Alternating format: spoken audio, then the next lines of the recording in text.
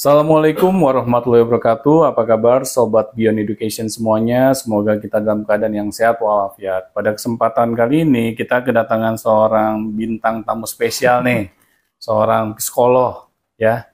Jadi teman-teman nanti bisa mendapatkan wawasan, mendapatkan ilmu baru yang berkaitan seputar dunia pendidikan dan terutama tumbuh kembang anak-anak kita. Oke.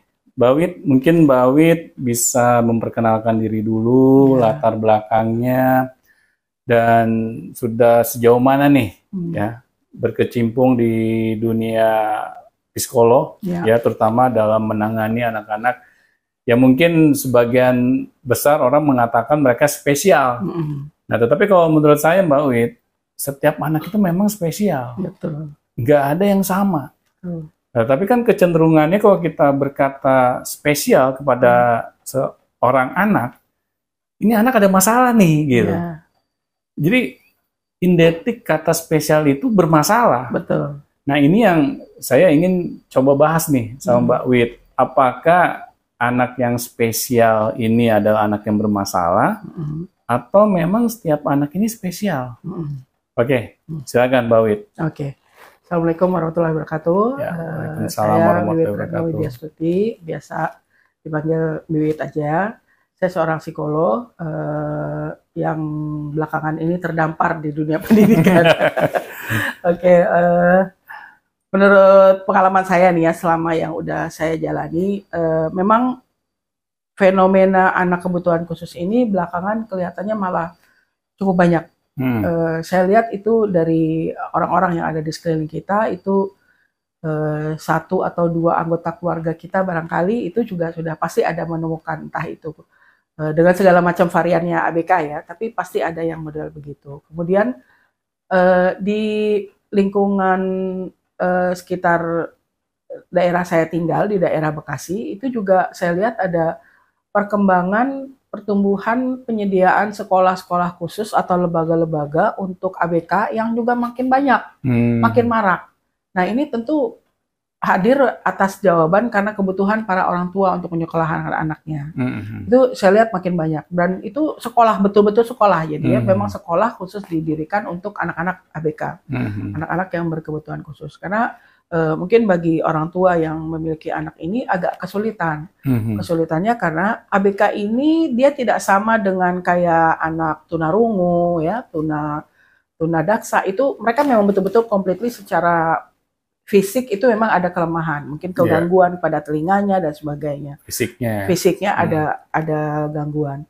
Sementara kalau bagi anak ABK enggak. Mereka itu boleh dibilang normal seperti anak normal gitu ya. Tapi memang kalau di-compare dengan anak normal, dia ada di bawah anak-anak normal itu.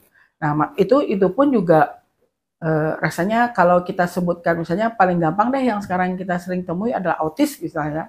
Itu akan banyak sekali variannya di autis ini dan itu sebetulnya challenging ya bagi orang-orang yang berada di dunia pendidikan atau mungkin bagi praktisi di konselor terapis itu sangat challenging karena pengalaman saya sejauh ini sependek ini deh pengalaman saya sependek ini mengatakan bahwa even kita tahu bahwa diagnosa anak ini ADHD misalnya ya paling gampang yang sering ditemui itu ada 2 atau 3 anak, nah 2-3 anak itu akan memiliki variannya masing-masing, akan memiliki tipikalnya, cirinya masing-masing. Gitu. Jadi ADHD aja memiliki variannya yang berbeda. Variannya gitu ya? Berbeda dan luas sekali, gitu, luas sekali. Jadi kita nggak bisa bilang, oh pokoknya ADHD ini pasti begini-begini. Oh, nggak boleh dicak rata ADHD semua gitu ya. Nggak bisa. Jadi memang makanya karena kondisi itu diperlukan satu lembaga pendidikan yang betul-betul bisa menjawab kebutuhan mereka. Karena sebetulnya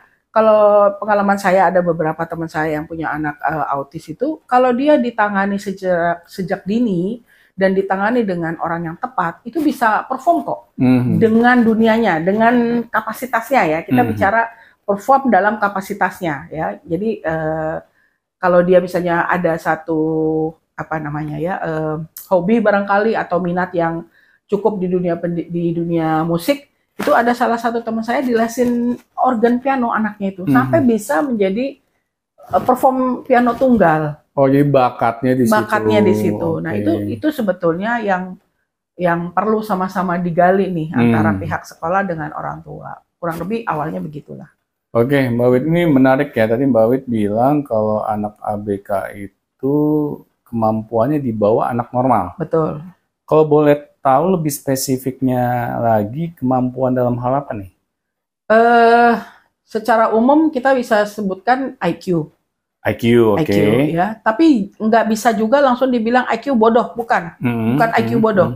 Tapi dia akan apa? Yang menjadi hambatan paling utama dari anak ABK ini, kita bicaranya anak autis itu kan pada komunikasi. Pertama itu. Yeah. Tapi kalau kita udah bisa mengeliminir hambatan di dalam sisi komunikasi ini, kita bisa menemukan tuh kepandaian dia. Di satu tempat, di satu bidang yang kita, oh ini anak bagus ya, hitung bisa loh dia, ngerti loh dia, nggak perlu kita suruh, dia tahu loh, dia bisa ngejalanin, itu bisa kita temui.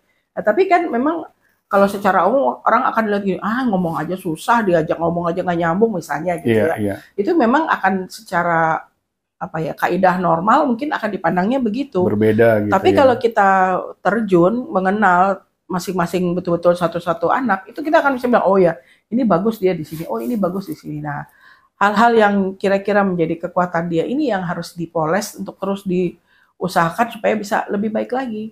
Itu sebetulnya. Oh gitu, Mbak Wit. Jadi kan gini, Mbak Wit, kan ada yang meriset nih, katanya rata-rata IQ orang Indonesia itu 78 skornya. Berarti rata-rata orang-orang kita ini ABK dong. Kalau ngelihat gitu ya.